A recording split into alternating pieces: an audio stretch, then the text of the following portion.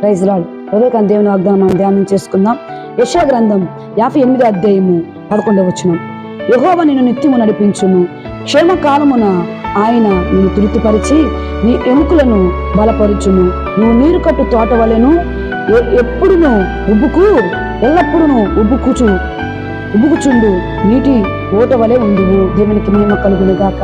ఉదయకాల వాగ్దానం ద్వారా ప్రభు మాట్లాడుతున్నారు. చూడండి, యెహోవా నిన్ను నిత్యము నడిపించును, క్షేమకాలమున ఆయన నిన్ను తృప్తిపరచెను. యెహోవా నిన్ను ఉదయకాంతి నడిపించును గాక. ఏ క్షేమము వచ్చినా నీ కుటుంబం నుంచి నా ప్రభు నిన్ను పోషించి తృప్తిపరచును గాక. దేవుడు అందుకే అంటున్నాడండి, ఆయన నిన్ను నడిపించే దేవుడు, మనం నడిపించే దేవుడు, మన అందరు నడిపించే దేవుడు ఎవరన్నా ఉన్నారంటే ఆయననండి.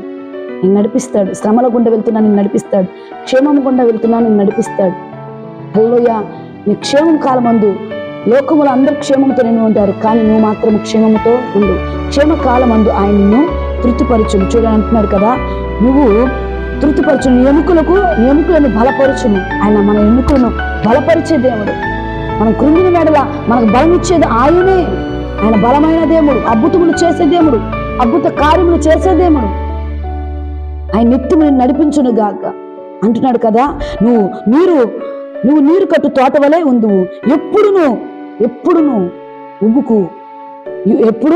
ఉబ్బుకు నీటి ఊట వలె ఉండును.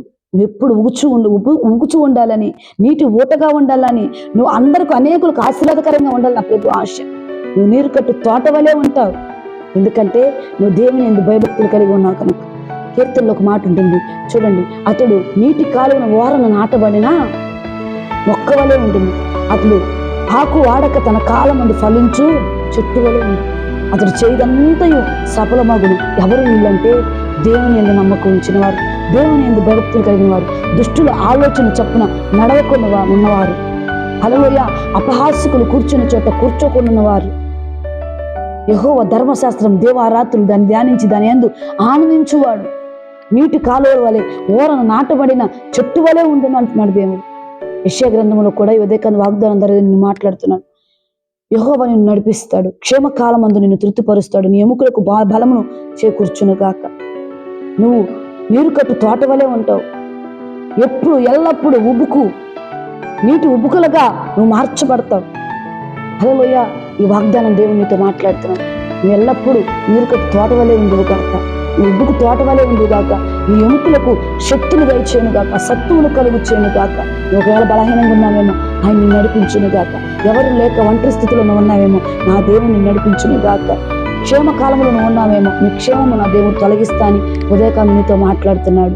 నువ్వు భయపడొద్దు, దిగులు చెందొద్దు, భీతి చెందొద్దు. ఆయన నిన్ను నడిపించే దేవుడు, క్షేమకాలమందు నిన్ను తృప్తిపరిచే దేవుడు, నీ ఎముకలకు శక్తిని కలుగు చేసే దేవుడు ఆయన. ఎండిన ఎముకలలో జీవము కలుగు చేసే దేవుడు ఆయనండి. కనుక నీ ఎముకలకు శక్తి కలుగు చేసే దేవుడు ఆయన, నిన్ను నడిపించే దేవుడు ఆయనే. ఆయన నడిపిస్తే కరువు నీకు ఉండదు, ఆయన నడిపిస్తే తెగులు నిన్ను అంటదు, ఆయన నడిపిస్తే నీకు కొరతలు ఉండవు. అందుకే అంటున్నాడు, నువ్వు ఎల్లప్పుడూ ఉబ్బుకు తోట వలె, ఉబ్బుకు నీటి బొగ్గల వలె నువ్వు ఉంటావు. హల్లెలూయా. దేవునికి మహిమ కలుగును గాక. నీటి ఊట వలె ఉంటావు ఎల్లప్పుడు. వాగ్దానం నీతో మాట్లాడుతున్నాడు దేవుడు. ఈ వాగ్దానం నువ్వు నమ్ము.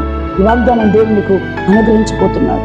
ఈ 2025లో ప్రభు తన చేయి పట్టుకొని నడిపించును గాక. నువ్వు ఎల్లప్పుడూ నీటి ఊట వలె ఉందువు గాక. క్షేమకాలమందు నా ప్రభు నిన్ను, నీ కుటుంబాలను, నీ పిల్లలను తప్పించి తృప్తిపరచును గాక. కనుక ఈ వాగ్దానం మీరందరూ కూడా నమ్మండి. వాగ్దానం పట్టుకొని ఉదయకాలమే ప్రార్థన చేయండి. ఈ వాగ్దానము మీ పట్ల, మీ కుటుంబం పట్ల దేవుడు నడిపించి నెరవేర్చును గాక. ఆమేన్. Praise the lord.